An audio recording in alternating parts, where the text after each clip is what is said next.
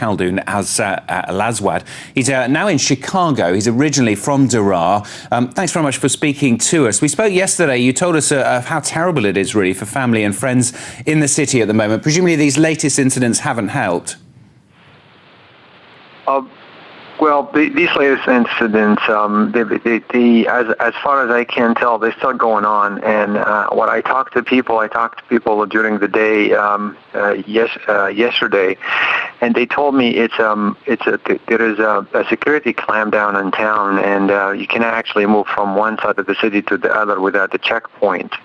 So there are lists, the secret services, or what they call the security services, having a list of people they arrest right on the spot. They strip search people. They actually reassured me that the Syrian army hasn't participated in any of the atrocities. But the people are still under distress. What I hear from their voices, they actually have a higher spirit today. They're not in distress, and I think I hear the determination to continue the protest. There was some calls today to stay in houses, stay indoors, don't go out. It's like a civil disobedience, and it's kind of general strike.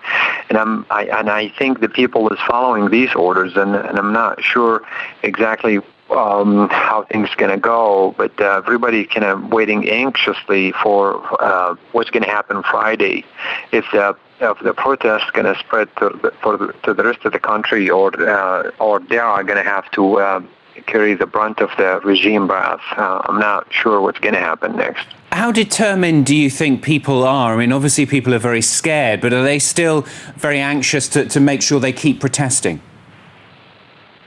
Well, I'm not sure with the violence they have been exposed to by the regime. There are snipers. They told me today there are snipers on tall buildings, and I was looking at videos. There are 3 bodies, and the youth there, they're so kind of savvy. Although I can understand what they're saying when they're talking to each other. They're so in kind of defiant mood. In the same time, they're taking pictures of their fallen comrades, basically, and most of the people are shot in the head. So I'm not sure what a civilian population can do in front of a regime where having snipers shooting protesters in the head. And of course, planning weapons and money, stash of money in their sitting places, and claiming later on his propagandist media that the regime found money and weapons between peaceful protest.